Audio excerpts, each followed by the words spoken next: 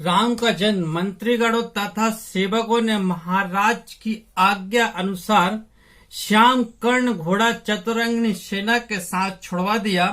महाराज दशरथ ने देश देशांतर के मनस्वी तपस्वी विद्वान ऋषि मुनियों तथा वेद विज्ञ प्रकांड पंडितों को यज्ञ संपन्न कराने के लिए बुलावा भेज दिया। निश्चित समय आने पर समस्त अभ्यंगतों के साथ महाराज दशरथ ने गुरु वशिष्ठ जी तथा अपने परम मित्र अंग्र देश के अधिपति लोकपाद के जामाता रंग ऋषि के लेकर यज्ञ मंडप में पधारे। इस प्रकार महान यज्ञ तथा विधिवत शुभारंभ किया गया। संपूर्ण वातावरण वेदों की ऋचाओं और उच्च स्वरों के पाठ से गूंजने तथा समधि की सुगंध से महकने लगा। समस्त पंडितों ब्राह्मणों ऋषियों आदि को यथोचित धन धान्य गो आदि भेंट करके सादर विदा करने के साथ ही यज्ञ की समाप्ति हुई। राजा दशरथ ने यज्ञ के प्रसाद चरा को अपने महल में ले जाकर अपनी तीनों पत्नियों में वितरित कर दिया। प्रसाद ग्रहण करने के परिणाम स्वरूप परमपिता परमात्मा की कृपा से तीनों रानियों ने गर्भ धारण किया। जब चैत्र मास के शुक्ल पक्ष की 9वीं तिथि को पुनर्वसु नक्षत्र में सूर्य मंगल शनि बृहस्पति तथा शुक्र अपने अपने उच्च स्थानों में विराजमान थे।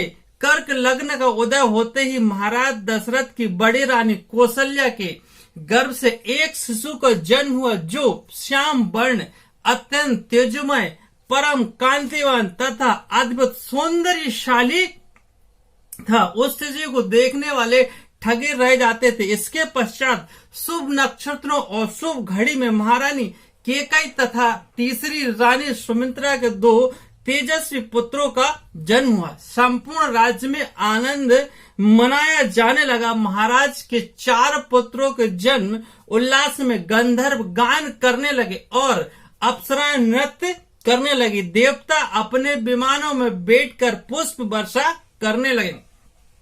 महाराज ने उन्मुक्त हस्त से राजद्वार पर आए हुए भाट चारण तथा आशीर्वाद देने वाले ब्राह्मणों याचकों तथा दान दक्षिणा दी। पुरस्कार में प्रजाजनों को धन धान्य तथा दरबारियों को रत्न आभूषण तथा उपाधियां प्रदान की। चारों पुत्रों का नामकरण संस्कार महर्षि वशिष्ठ के द्वारा कराया गया तथा उनके नाम रामचंद्र भरत लक्ष्मण और शत्रुघ्न रखे गए।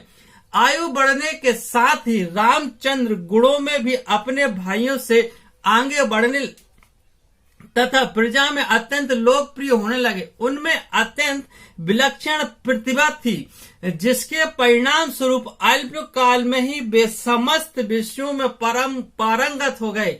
उन्हें सभी प्रकार के अस्त्र शस्त्रों को चलाने तथा हाथी घोड़े एवं सभी प्रकार के वाहनों की सवारी में उन्हें असाधारण निपुणता प्राप्त हो गई। वे निरंतर माता पिता और गुरुजनों की सेवा में लगे रहते थे। उनका अनुसरण शेष 3 भाई भी करते थे।